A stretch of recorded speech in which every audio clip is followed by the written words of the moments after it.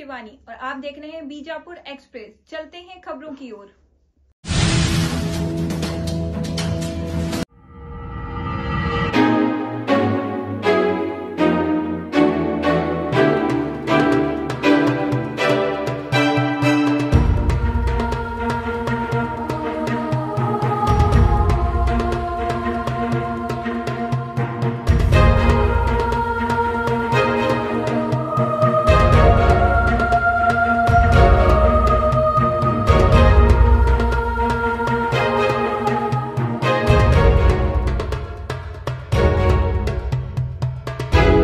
ಕರ್ನಾಟಕ ರಾಜ್ಯ ರೈತ ಸಂಘ ಹಾಗೂ ಅಖಂಡ ಕರ್ನಾಟಕ ರೈತ ಸಂಘ ವತಿಯಿಂದ ಇಂದಿನ ದಿವಸ ನಾವು ಇಲ್ಲಿ ಸೇರ್ತಕ್ಕಂಥ ವಿಷಯಗಳೇನಂತಂದರೆ, ರೈತರಿಗೆ ಹೊಲಕ್ಕೆ ಹೋಗುವ ಏನು ದಾರಿಗಳದಾವು ಎಲ್ಲ ರಾಜ್ಯಾದ್ಯಂತ ಸಮಸ್ಯೆಗಳು ಭಾಳ ತುಂಬ ಆಗಿಬಿಟ್ಟಿದ್ದಾವೆ.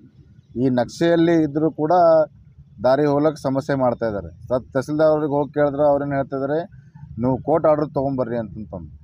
ಆದರೆ ಇದು ಕೋರ್ಟ್ ಆರ್ಡರ್ ತೊಗೊಂಡ್ರೂ ತಹಸೀಲ್ದಾರರು ಮಾಡ್ತಾಯಿಲ್ಲ. ಸರ್ಕಾರ ಇದರ ಬಗ್ಗೆ ಗಂಭೀರವಾಗಿ ಚಿಂತನೆ ಮಾಡಿಕೊಂಡು ಮುಂದಿನ ದಿನಮಾನಗಳಲ್ಲಿ ಸರ್ಕಾರ ಇದ್ರ ಬಗ್ಗೆ ಚಿಂತೆ ಮಾಡಿಲ್ಲ ಅಂತಂದ್ರೆ ನಾವು ದೊಡ್ಡ ಉಗ್ರವಾದ ಹೋರಾಟವನ್ನು ಮಾಡಬೇಕಂತಂದು ಇಲ್ಲ ನಾವು ಇವತ್ತು ರೈತರು ಪೂರ್ವಭಾವಿ ಸಭೆಯನ್ನು ಸೇರಿಕೊಂಡಿದ್ದೇವೆ. ಈ ನಮ್ಮ ಹೋರಾಟಗಾರರಾದ ಅರವಿಂದ್ ಕುಲಕರ್ಣಿ ಜೊತೆಗೆ ನಾವು ಜಂಟಿಯಾಗಿ ಈ ಹೋರಾಟಕ್ಕೆ ಬಲಪಡಿಸ್ಬೇಕಂತಂದು ನಮ್ಮ ಎರಡೂ ಸಂಘಟನೆ ವತಿಯಿಂದ ಜಂಟಿಯಾಗಿ ನಾವು ಹೋರಾಟವನ್ನು ಮಾಡಬೇಕಂತಂದು ನಿರ್ಣಯ ತಗೊಂಡು ನಾವು ಇವತ್ತಿಲ್ಲಿ ಪೂರ್ವಭಾವಿ ಸಭೆಯನ್ನು ಹಮ್ಮಿಕೊಂಡಿದ್ದೇವೆ. ಕರ್ನಾಟಕ ರಾಜ್ಯ ರೈತ ಸಂಘ ಹಾಗೂ ಹಸಿರು ಸೇನೆಯ ಜಿಲ್ಲಾಧ್ಯಕ್ಷ ನಾನು ವಿಜಯ್ ಪೂಜಾರ್ ಅಂತ. ಕರ್ನಾಟಕ ರೈತ ಸಂಘ ವಿಜಯಪುರ ಜಿಲ್ಲೆಯಲ್ಲಿ ಉದಯವಾದ ದಿನದಿಂದ ಅಂದರೆ ಸುಮಾರು 25 ವರ್ಷಗಳಿಂದ ನಾವು ನಿರಂತರವಾಗಿ ವಿಜಯಪುರ ಜಿಲ್ಲೆಯಾದ್ಯಂತ ರೈತರ ಹಲವಾರು ಸಮಸ್ಯೆಗಳ ಕುರಿತು ಹೋರಾಟ ಮಾಡಿ ನಾವು ಸರ್ಕಾರ ಗಮನಕ್ಕೆ ತಂದು ಕೆಲವೊಂದು ವಿಷಯಗಳನ್ನು ಕೂಡ ನಾವು ಇತ್ಯರ್ಥಪಡಿಸಿದ್ದೇವೆ. ಇನ್ನೊಂದು ವಿಶೇಷ ಅಂತಂದರೆ ನಮ್ಮದು ಅಖಂಡ ಕರ್ನಾಟಕ ರೈತ ಸಂಘ ಭಾಳ ಆರ್ಥಿಕವಾಗಿ ಹಿಂದುಳಿದಿರ್ತಕ್ಕಂಥದ್ದು.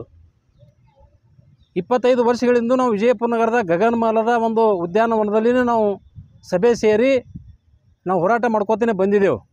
ಯಾವುದೇ ರೀತಿ ನಮಗೆ ನಗರದಲ್ಲಿ ಕಚೇರಿ ಇಲ್ಲ, ಯಾವುದೇ ದೊಡ್ಡ ದೊಡ್ಡ ಹೋಟೆಲ್ಗಳಿಗೆ ಹೋಗಿ ಅಲ್ಲಿ ನಾವು ಸಭೆ ಮಾಡೋದಿಲ್ಲ. ಯಾಕಂದ್ರೆ ನಮ್ಗೆ ಆರ್ಥಿಕವಾಗಿ ಸಂಪೂರ್ಣ ಹಿಂದುಳಿದಂಥವ್ರು. ನಾವು ಏನೇ ಇದ್ದರೂ ಕೂಡ ರೈತರಿಂದ 5-10 ರೂಪಾಯಿ ಪಟ್ಟಿ ಮಾಡಿಕೊಂಡು ಹೋರಾಟ ಮಾಡ್ತೇವಿನ ಎಲ್ಲಿ ನಾವು 1 ರೂಪಾಯಿ ಯಾವ ಅಧಿಕಾರಿಗಳಿಂದಾಗಲಿ ಜನಪ್ರತಿನಿಧಿಗಳಿಗೆ ನಾವು ಕೈ ಚಾಚುವಂಥವರಲ್ಲ. ಒಂದು ಪ್ರಾಮಾಣಿಕ ಸಂಘಟನೆಯಾಗಿ ನಾವು ಇವತ್ತಿನ ದಿವಸ ಹೋರಾಟ ಮಾಡಿ ರಾಜ್ಯಾದ್ಯಂತ ಒಂದು ನಾವು ಗುರುತಿಸ್ಕೊಂಡಿದ್ದೇವೆ.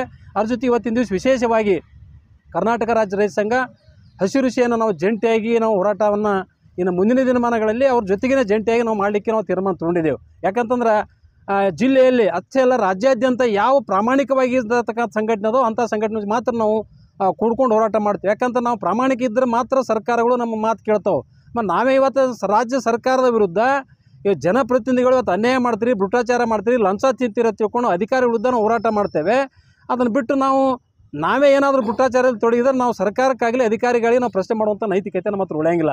ಆ ಕಾರಣಕ್ಕಾಗಿ ಪ್ರಾಮಾಣಿಕತೆ ಹೋರಾಟ ಮಾಡಿ ನಾವು ಸರ್ಕಾರವನ್ನು ನಾವು ಕಣ್ಣು ತರಿಸ್ತಾ ಇದ್ದೇವೆ. ಆ ನಿಟ್ಟಿನಲ್ಲಿ ಇವತ್ತು ವಿಜಯಪುರ ನಗರದ ಗಗನಮಾಲದಲ್ಲಿ ಉದ್ಯಾನವನದಲ್ಲಿ ಎರಡೂ ಸಂಘಟನೆಯ ಜಂಟಿಯಾಗಿ ರಾಜ್ಯದ ರೈತರ ಹಲವಾರು ಸಮಸ್ಯೆಗಳ ಕುರಿತು ಇವತ್ತು ಜಂಟಿಯಾಗಿ ಚರ್ಚೆ ಮಾಡಿ ಮುಂದಿನ ಹೋರಾಟದ ಒಂದು ರೂಪರೇಷೆ ತಯಾರು ಮಾಡಲಿಕ್ಕೆ ಇವತ್ತು ದಿವಸ ನಾವು ಸಭೆಯನ್ನು ಕರೆದಿದ್ದೇವೆ ಜಂಟಿಯಾಗಿ. ಈಗಾಗಲೇ ದಾರಿ ಸಮಸ್ಯೆಯನ್ನು ಅವರು ಪ್ರಸ್ತಾಪಡಿಸಿದ್ದಾರೆ. ಅದ್ರ ಜೊತೆಗೆ ನಾವು ವಿಜಯಪುರ ಜಿಲ್ಲೆ ಅಂದರೆ ಇಲ್ಲಿ 5 ನದಿಗಳಿದ್ದಾವೆ. ಪಂಚ ನದಿಗಳ ಬೀಡು 2ನೇ ಪಂಜಾಬ್ ತಿಳ್ಕೊಂಡು ಹೇಳ್ಕೊಳ್ಳಿಗೆ ಅಷ್ಟೇ ಸೀಮಿತ ಆಗಿದೆ. ಹೊರತಾಗಿ ಹಳ್ಳಿಗಳಲ್ಲಿ ಇಲ್ಲೂ ಕುಡಿಲಿಕ್ಕೆ ನೀರಿಂದು ಇನ್ನೂ ದಾಹ ತೀರಿಲ್ಲ. ಆ ಕಾರಣಕ್ಕಾಗಿ ವಿಜಯಪುರ ಜಿಲ್ಲೆಯನ್ನು ಸಂಪೂರ್ಣ ನೀರಾವರಿ ಒಳಪಡಿಸ್ಬೇಕಂದ್ರೆ ಬಾಗಲಕೋಟೆ ಅವಳಿ ಜಿಲ್ಲೆ ಅದು 524.256ಕ್ಕೆ ನೀರು ನಿಲ್ಲಿಸಬೇಕು. ಆ ನಿಲ್ಲಿಸ್ಬೇಕಾಯ್ತಂದ್ರೆ ಆ ಗೇಟನ್ನು ಅಳವಡಿಸ್ಬೇಕು, ವೆಲ್ಡಿಂಗ್ ಮಾಡ್ಬೇಕು. ಎಲ್ಲ ಆಲಮಟ್ಟಿ ಡ್ಯಾಮ್ ಎಷ್ಟು ಹೈಟ್ ಇರಬೇಕು ಇದೆ, ಈ ಗೇಟನ್ನು ಅಳವಡಿಸ್ಬೇಕು ಅಷ್ಟೇ. ಅಷ್ಟು ಅಳವಡಿಸಿದ್ರೆ ಹಿನ್ನೆಲೆ ಏನು ಲಕ್ಷಾಂತರ ಇನ್ನೂ 1 ಲಕ್ಷಕ್ಕೂ ಹೆಚ್ಚು ಹೆಕ್ಟರ್ ಪ್ರದೇಶ ಮುಳುಗಡೆ ಆಗ್ತದೆ. ಅದಕ್ಕೆ ಆ ಪರಿಹಾರ ಕೊಡಬೇಕು. ಪುನರ್ವಸತಿ ಪುನರ್ನಿರ್ಮಾಣಕ್ಕೆ 1 ಲಕ್ಷ ಕೋಟಿಗೂ ಕೂಡ ಹೆಚ್ಚು ಅದಕ್ಕೆ ಹಣ ಬೇಕಾಗ್ತದೆ. ಅದಕ್ಕೆ ರಾಜ್ಯ ಸರ್ಕಾರದಿಂದ ಬರಲಿಕ್ಕೆ ಸಾಧ್ಯ ಇಲ್ಲ. ಈ ಕುರಿತು ಹಲವಾರು ಬಾರಿ ರಾಜ್ಯ ಸರ್ಕಾರ ಒತ್ತಾಯ ಮಾಡಿದೆವು, ನಿಮ್ಮ ಕಡೆ ಇದು ನೀಗೋದಿಲ್ಲ. ಅದಕ್ಕೆ ಕೇಂದ್ರ ಸರ್ಕಾರ ಸುಪರ್ದಿ ಕೊಟ್ಟಿದ್ದು ರಾಷ್ಟ್ರೀಯ ಯೋಜನೆ ಅಂತ ಘೋಷಣೆ ಮಾಡಿ ತಿಳ್ಕೊಂಡು ಕೂಡ ನಾವು ಪ್ರಧಾನಮಂತ್ರಿ ಒತ್ತಾಯ ಮಾಡಿದ್ರು ಕೂಡ ಇನ್ನೂ ಈ ಆಲಮಟ್ಟಿ ನಮ್ಮ ಕೃಷ್ಣಾ ಮೇಲ್ದಂಡೆ ಯೋಜನೆ ರಾಷ್ಟ್ರೀಯ ಯೋಜನೆ ಘೋಷಣೆ ಮಾಡಲಿಕ್ಕೆ ಇರಲಿಲ್ಲ.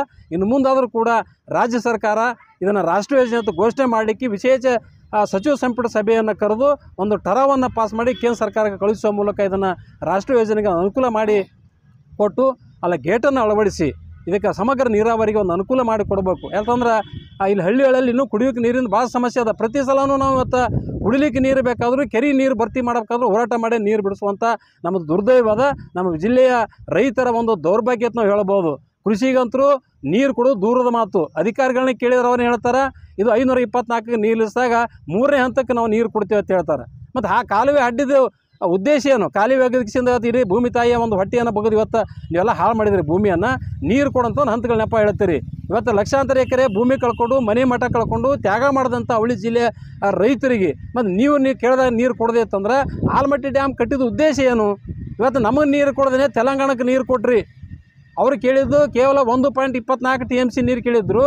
ನೀವು 10 TMCಗೂ ನೀರು ಹೆಚ್ಚು ಬಿಟ್ಟಿಸಿಂದು ನಮ್ಮ ಅವಳಿ ಜಿಲ್ಲೆಯ ರೈತರ ಬಾಯ ಮಣ್ಣು ಹಾಕಿದ್ದೀರಿ. ನೀವು ಈ ಕುರಿತು ನಾವು ಹೋರಾಟ ಮಾಡಿ ಸರ್ಕಾರ ಗಮನಕ್ಕೆ ತಂದಾಗ ಮಾತು ಅವಾಗೇನದ ನೀರು ಹರಿಸೋದನ್ನು ನಿಲ್ಲಿಸಿದ್ರಿ. ಇದು ಈ ರೀತಿಯಾಗಿ ನಮಗೆ ಅವಳಿ ಜಿಲ್ಲೆಯ ರೈತರಿಗೆ ರಾಜ್ಯ ಸರ್ಕಾರ ಮೋಸ ಮಾಡ್ತಾ ಇದೆ. ಇದನ್ನೆಲ್ಲ ಬಿಡಬೇಕು. ತ್ಯಾಗ ಮಾಡಿದಂಥ ಅವಳಿ ಜಿಲ್ಲೆಯ ರೈತರಿಗೆ ಕೇಳಿದಾಗ ಕೃಷಿಗೆ ನೀರು ಕೊಡುವಂಥದ್ದು ಆಗಬೇಕು. ಯಾವುದೇ ಹಂತಗಳ ನೆಪ ಹೇಳೋ ನಮಗೆ ಅವಶ್ಯಕತೆ ಇಲ್ಲ. ಒಂದು ವೇಳೆ ಹಂತಗಳ ನೆಪ ಹೇಳೋದೇ ಆದರೆ ನಾವು ವಿಧಾನಸೌಧದ ಮುಂದೆ ಎರಡೂ ಸಂಘಟನೆಯ ಒಂದು ನೇತೃತ್ವದಲ್ಲಿ ಧರಣಿ ಸತ್ಯಾಗ್ರಹವನ್ನು ನಾವು ಹಮ್ಮಿಕೋಬೇಕಾಗಿ ತಿಳ್ಕೊಂಡು ನಾವು ಎಚ್ಚರಿಕೆಯನ್ನು ಕೊಡ್ತೇವೆ. ಅದ್ರ ಜೊತೆಗೆ ಲಾಲ್ಮಟ್ಟಿ ಲಾಲ್ ಬಹದ್ದೂರ್ ಶಾಸ್ತ್ರಿ ಜಲಾಶಯ ಮತ್ತು ಬಸವಸಾಗರ ನಾರಾಯಣಪುರದ ಬಸವಸಾಗರ ಎರಡೂ ಜಲಾಶಯಗಳ ನೀರನ್ನು ಮರು ಹಂಚಿಕೆ ಮಾಡಬೇಕು. ಯಾಕಂದ್ರೆ ಹಂಚಿಕೆಯಲ್ಲಿ ಕೂಡ ನಮಗೆ ಅನ್ಯಾಯ ಆಗ್ಯದ. ಕೇವಲ ಮುಂಗಾರು ಹಂಗಾಮಿನಲ್ಲಿ 9 TMC ನೀರು ಕೊಡ್ತೀರಿ, ಹಿಂಗಾರು ಹಂಗಾಮಿನಲ್ಲಿ 6 TMC, ಎರಡೂ ಕೂಡಿ 15 TMC ನೀರು ನಮಗೆ ಕೊಡ್ತೀರಿ. ಉಳಿದೆಲ್ಲ ನೀರನ್ನು ನಾರಾಯಣಪುರ ಜಲಾಶಯದ ಮುಖಾಂತರ ನೀವು ತೆಲಂಗಾಣಕ್ಕೆ ಕೊಡ್ತೀರಿ ಮತ್ತು ಆಂಧ್ರ ಪ್ರದೇಶಕ್ಕೆ ನೀರು ಕೊಡ್ತಾಯಿದ್ದೀರಿ. ಹಾಳಾದಂಥವ್ರು ನಾವು ಇವತ್ತು ಡ್ಯಾಮ್ ಕಟ್ಟಿದ್ದು ನಮ್ಮಲ್ಲಿ ಇವತ್ತು ನೀರು ಕೊಡೋದು ಅವ್ರಿಗೆ ಕೊಡಕತ್ತೀರಿ. ಇದು ಅನ್ಯಾಯ ಅದ. ನಮಗೆ ಇದನ್ನು ಸರಿಪಡಿಸುವಂಥ ನಿಟ್ಟಿನಲ್ಲಿ ರಾಜ್ಯ ಸರ್ಕಾರ ಕ್ರಮ ಕೈಗೊಳ್ಳುವಂಥ ವ್ಯವಸ್ಥೆ ಮಾಡಿ ಮರು ಹಂಚಿಕೆ ಮಾಡಿ ಸಮಾನಾಂತರ ನ್ಯಾಯ ಕೊಡ್ಬೇಕಂತಕ್ಕಂಥ ಒಂದು ವಿಚಾರ ಇದೆ. ಅದ್ರ ಜೊತೆಗೆ ದಾರಿ ಸಮಸ್ಯೆ ಹತ್ರ ಭಾಳ ಗಂಭೀರ ಅದ. ಹಳ್ಳಿ ಒಳಗೆ ದಿನನಿತ್ಯ ದಾರಿಗಾಗಿ ಹೊಡೆದಾಟ ಕೊಲೆ ಆದಂಥ ಉದಾಹರಣೆಗಳದಾವು. ಜಮೀನು ಬಿತ್ತನೆ ಮಾಡದೆ ಬೀಳ ಬಿದ್ದಂಥ ಉದಾಹರಣೆಗಳು ಸಾಕಷ್ಟು ಅದಾವೆ. ಈ ವಿಷಯವನ್ನು ಹೋರಾಟ ಮಾಡಿದ್ರು ಕೂಡ ಸರ್ಕಾರ ಒಂದು ಸ್ಪಷ್ಟ ಆದೇಶ ಹೊರಡಿಸಿಲ್ಲ. ಕೇವಲ ಕಾಟಾಚಾರಕ್ಕೆಂಬಂತೆ ಸುತ್ತೋಲೆ ಹೊಡಿಸಿ ಕೈ ತೊಳ್ಕೋತು. ಅದರಿಂದ ಏನು ಪ್ರಯೋಜನ ಇಲ್ಲ. ಯಾವ ತಹಸೀಲ್ದಾರು ಕೂಡ ಸರ್ಕಾರ ಸುತ್ತೋಲೆಯನ್ನು ಗಣನೆಗೆ ತೆಗೆದುಕೊಳ್ಳದೆ ದಾರಿ ಮಾಡಿ ಕೊಡೋಕತ್ತಿಲ್ಲ. ಒಂದು ವೇಳೆ ಸರ್ಕಾರಕ್ಕೆ ದಾರಿ ಕೊಡೋಕೆ ಆಗಲಿಲ್ಲ ಅಂತಂದರೆ ಒಬ್ಬ ರೈತರಿಗೆ ಎಷ್ಟು ಜಮೀನು ಇತ್ತು, ಉದಾಹರಣೆ ಒಂದು 5 ಎಕರೆ ಜಮೀನು ಅಂತಂದ್ರೆ ಒಂದು ವರ್ಷಕ್ಕೆ ಅವ ಎಷ್ಟು ಬೆಳಿತಾನೋ ಅಷ್ಟು ಅಮೌಂಟ್ ಕೊಟ್ಬಿಡಲಿ. ಅವನಿಗೆ ಉಪಜೀವನ ಮಾಡ್ಲಿಕ್ಕೆ ಬೇಕಲ್ಲ, ಕುಟುಂಬ ಬದುಕಬೇಕಲ್ಲ. ಆ ಜಮೀನೇ ನೀವೇ ಸರ್ಕಾರ ಸ್ವಾಧೀನ ತಗೋರಿ. ಅವ್ನು ಪ್ರತಿ ವರ್ಷ 5 ಎಕರೆ ಒಳಗೆ ಎಷ್ಟು ಬರೀತಾನೋ ಅಷ್ಟು ಅಮೌಂಟನ್ನು ಕೊಟ್ಬಿಟ್ರೆ ಸಾಕು. ನಾವು ದಾರಿ ಮಾಡ್ಕೊಳ್ಳೋ ಅವಶ್ಯಕತೆ ಇಲ್ಲ. ನಿಮ್ಗೆ ಅದಾಗಲ್ಲಪ್ಪ ಅಂದ್ರೆ ಸರ್ಕಾರ ಸುಗ್ರೀವಾಜ್ಞೆ ಹೊಡಿಸ್ರಿ. ಯಾವ ದಾರಿ ಕೊಡಲ್ಲ ಅವನ ಮೇಲೆ ಕ್ರಿಮಿನಲ್ ಮೊಕದ್ದಮೆ ಆಗ್ತದೆ ತಿಳ್ಕೊಂಡು ಒಂದು ಸ್ಪಷ್ಟವಂತ ಆದೇಶ ಹೊಡಿಸುವಂಥ ಕೆಲಸ ರಾಜ್ಯ ಸರ್ಕಾರ ಮಾಡಿರಿ. ನೀವು ಅದನ್ನು ಬಿಟ್ಟು ನೀವು ಸುಮ್ಮನೆ ಅದು ಖಾಸಗಿ ಅದು ತಿಳ್ಕೊಂಡು ಉಳಿದ ವಿಷಯದ ನೀವು ಹೇಳದೆ ಕೇಳದೆ ರೈತರ ಭೂಮಿ ಮೇಲೆ ಬಂದ ನೀವು ಕ್ಯಾನಲ್ ತೆಗಿತೀರಲ್ಲ, ಮತ್ತು ಅವಾಗ ಅದು ಖಾಸಗಿ ಅನ್ನತಕ್ಕಂಥ ವಿಚಾರ ನಿಮ್ಗೆ ಬರೋಂಗಿಲ್ಲ. ಮತ್ತು ಇದಕ್ಕೇನದ ಒಂದು ಸುಗ್ರೀವಾಜ್ಞೆ ಹೊಡಿಸಿ ಒಂದು ಕಾನೂನು ತಿದ್ದುಪಡಿ ಮಾಡ್ರಂತಂದ್ರೆ ನಿಮ್ಗೆ ಆಗಿಲ್ಲ ಅಂತ ಮಾತನ್ನು ಹೇಳ್ತಾರೆ. ಒಟ್ಟಾರೆ ನೀವು ರೈತ ವಿರೋಧಿಗಳಿದ್ದೀರಿ. ಯಾರು ರೈತರು ಪರವಾಗಿಲ್ಲ. ಇವತ್ತು ದಿನನಿತ್ಯ ರೈತರು ರಾಜ್ಯದಲ್ಲಿ ಮೂಲೆಯಲ್ಲಿ ಆತ್ಮಹತ್ಯೆ ಮಾಡಿಕೊಂಡ್ರು ಕೂಡ ಅದರ ಬಗ್ಗೆ ನೀವು ಗಂಭೀರವಾಗಿ ಚಿಂತನೆ ಮಾಡ್ತಾ ಇಲ್ಲ. ಇನ್ನು ಇದೇ ಪರಿಸ್ಥಿತಿ ಮುಂದುವರೆದಿದ್ದೇ ನಿಜ. ಅದರ ಮುಂಬರ್ತಕ್ಕಂಥ ಚುನಾವಣೆಯಲ್ಲಿ ನೀವು ಹಳ್ಳಿಗೆ ಬಂದು ಮತ ಕೇಳೋದು ಭಾಳ ಕಷ್ಟ ಆಗ್ತದೆ. ಆ ನಿಟ್ಟಿನಲ್ಲಿ ನಾವು ಅಖಂಡ ಕರ್ನಾಟಕ ರೈತ ಸಂಘ ಮತ್ತು ಕರ್ನಾಟಕ ರಾಜ್ಯ ರೈತ ಸಂಘ ಹಸಿರು ಸೇನೆ ಜಂಟಿಯಾಗಿ ನಾವು ತಯಾರಾಗಿದ್ದೇವೆ. ಸಾವಿರಾರು ರೈತರು ನೀವು ಎಲ್ಲೆಲ್ಲಿ ಸಿಗ್ತೀರ ಆಯಾ ಕಾರ್ಯಕ್ರಮದಲ್ಲಿ ಮುತ್ತಿಗೆ ಹಾಕಿ ನಿಮ್ಮನ್ನು ಮುಂದೆ ಬಿಡೋದಿಲ್ಲ ಅಂತಕ್ಕಂಥ ಮಾತನ್ನು ನಾವು ಹೇಳ್ತೇವೆ. ಇನ್ನು ಮುಂದಾದರೂ ಎಚ್ಚೆತ್ತುಕೊಂಡು ಎಲ್ಲ ರೈತರ ಒಂದು ಸಮಸ್ಯೆಗಳನ್ನ ಬಗೆಹರಿಸ್ಬೇಕಂತ ತಿಳ್ಕೊಂಡು ಹೇಳಿ ನಾವು ರಾಜ್ಯ ಸರ್ಕಾರಕ್ಕೆ ಒತ್ತಾಯ ಪಡಿಸ್ತಾ ಇದ್ದೇವೆ. ಅರವಿಂದ್ ಕುಲಕರ್ಣಿ, ಅಖಂಡ ಕರ್ನಾಟಕ ರೈತ ಸಂಘದ ರಾಜ್ಯ ಪ್ರಧಾನ ಕಾರ್ಯದರ್ಶಿ.